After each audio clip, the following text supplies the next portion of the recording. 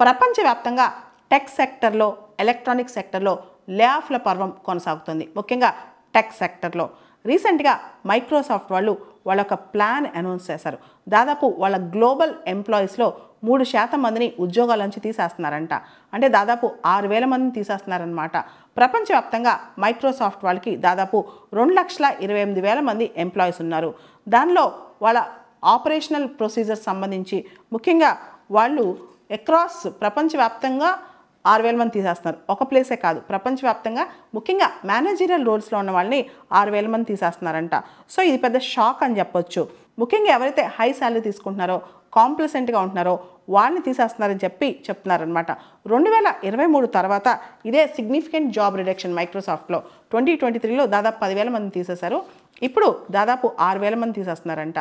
కానీ మైక్రోసాఫ్ట్ ఈ క్వార్టర్లో బాగానే పర్ఫార్మెన్స్ చేసింది, బాగానే ప్రాఫిట్స్ వచ్చాయి. కానీ ఇంకా హై పర్ఫార్మెన్స్ టీమ్ని ఉంచుకోవాలి, ఇంటర్నల్ రీస్ట్రక్చరింగ్ చేసుకోవాలి, ఓన్లీ ఎవరైతే చాలా యాక్టివ్గా క్వాలిటేటివ్గా పనిచేస్తారో వాళ్ళనే ఉంచుకోవాలని చెప్పి అనుకుంటున్నారనమాట. అదేవిధంగా మనం చూస్తే ప్రపంచవ్యాప్తంగా ఇన్ఫోసిస్లో చాలా కంపెనీస్లో కూడా లే ఆఫ్లు చాలా స్టార్ట్ అయినాయి. రీసెంట్గా ఇన్ఫోసిస్ 10,000 మంది తీసేస్తున్నామని చెప్తోందనమాట.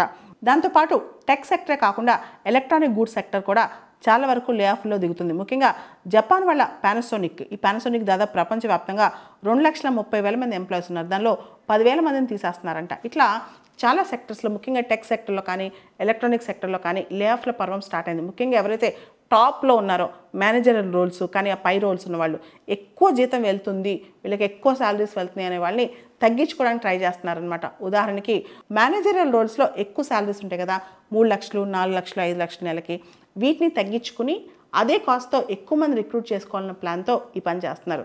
అయితే జూనియర్ లెవెల్స్లో కూడా ఎవరైతే అండర్ పర్ఫార్మెన్స్ చేస్తున్నారో వాళ్ళని కూడా ఉద్యోగాలను తీసేస్తున్నారనమాట. ఓవరాల్గా టెక్ సెక్టర్లో కానీ లేకపోతే అమెరికన్ రెసెషన్ కానీ ఇవన్నీ కూడా ఈ అన్సర్టనిటీస్, అనిశ్చితి అనేది చాలా ఉందన్నమాట. అమెరికా ఆర్థిక వ్యవస్థ కానీ లేదా టెక్ సెక్టర్లో కానీ అనిశ్చితి వల్ల కూడా ఉద్యోగాలు బాగా పోతున్నాయి. లే ఆఫ్ల పర్వం అనేది ఈ సంవత్సరం మొత్తం కూడా కొనసాగుతుందని అంటున్నారు.